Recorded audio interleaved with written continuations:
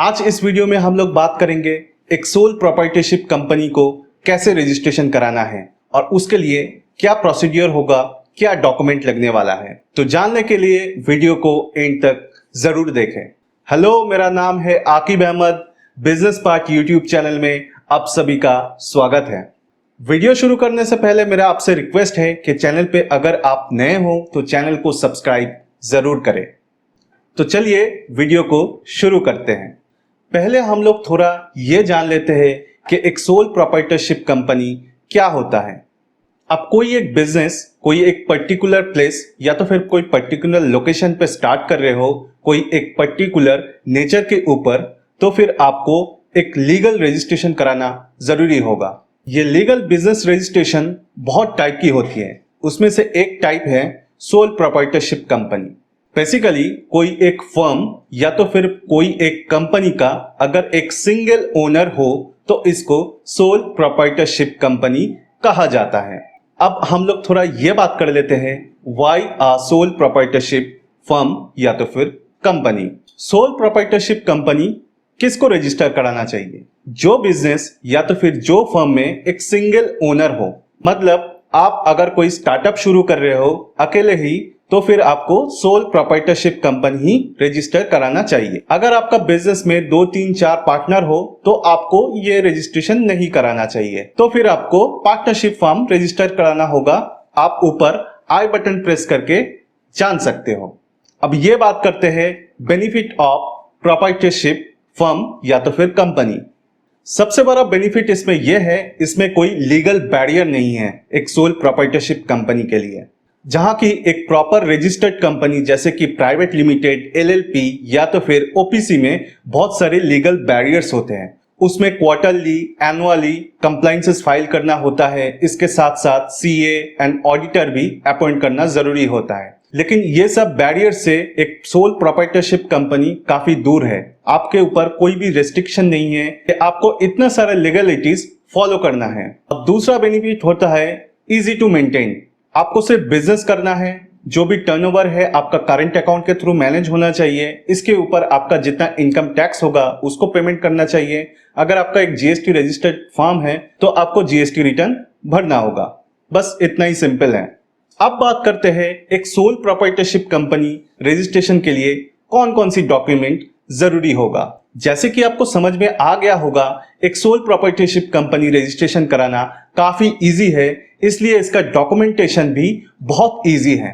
आपको चाहिए आपका यानी कि ओनर का 2 कलर फोटो और 2 केवाईसी। एक होगा आपका पैन कार्ड, दूसरा होगा आपका कोई भी एक फोटो आईडी प्रूफ, जैसे कि हुआ आपका वोटर आईडी कार्ड, आधार कार्ड, पासपोर्ट या तो फिर ड्राइविंग लाइसेंस। और तीसरा डॉक्यूमेंट चाहिएगा प्लेस ऑफ बिजनेस का एक प्रूफ। आप जहां पे आपका बिजनेस रजिस्टर्ड करा रहे हो उस प्रॉपर्टी का कोई भी एक लीगल प्रूफ आपको सबमिट करना है।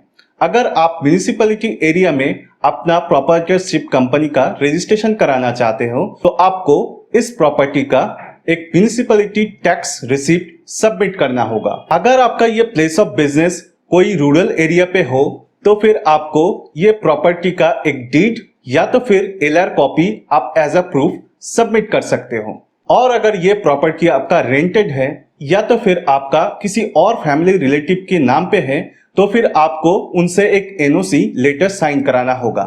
एनओसी लेटर क्या होता है और कैसे लिखना है, इसका फॉर्मेट क्या होगा, आप ऊपर आई बटन प्रेस करके देख सकते हो और नीचे डिस्क्रिप्शन बॉक्स में भी आपको लिंक मिल जाएगा। लेकिन ये प्रॉपर्टी अगर आपका रेंटेड हो या तो फिर लीज्ड हो तो आपको एक लीगल रेंट एग्रीमेंट या तो फिर लीज एग्रीमेंट बनवाना पड़ेगा, मिनिमम 10 रुपए का नॉन जुडिशियल स्टैम्प पेपर पर। इसको कैसे बनाना है, क्या लिखना होगा, आप ऊपर आई बटन प्रेस करके भी देख सकते हो और डिस्क्रिप्शन बॉक्स में लिंक भी अवेलेबल है। तो ये रहा डॉक्यूमेंट। इसके बाहर आपको कोई भी डॉक्यूमेंट नहीं लगेगा। अब बात करते हैं प्रोसेस क्या है, कैसे आप इसको रजिस्ट्रेशन कर सकते हो। तो मैं आपको बता दूं, आप ऑनलाइन भी रजिस्टर कर सकते हो एंड मैनुअल या तो फिर ऑफलाइन में भी रजिस्ट्रेशन कर सकते हो।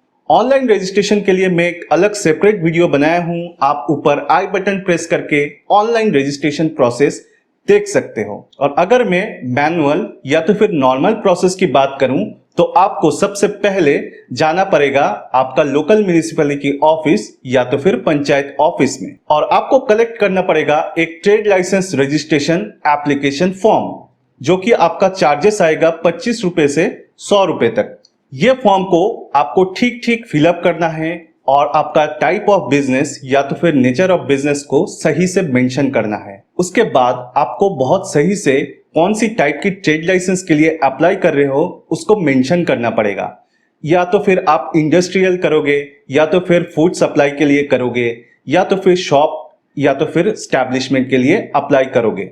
आपको कौन सी टाइप के लिए करना है आप डिटेल में जानने के लिए भी आप ऊपर आई बटन प्रेस करके मेरा दूसरा वीडियो को अच्छे से देख के जान सकते हो। अगर फिर भी कोई कंफ्यूजन हो आप नीचे कमेंट बॉक्स में आपका नेचर ऑफ बिजनेस लिख के मुझे लिख सकते हो। मैं रिप्लाई में आपको बता दूंगा आपको कौन सी टाइप की ट्रेड लाइसेंस मेंशन करना होगा आपका ट्रेड एप्लीकेशन फॉर्म पे।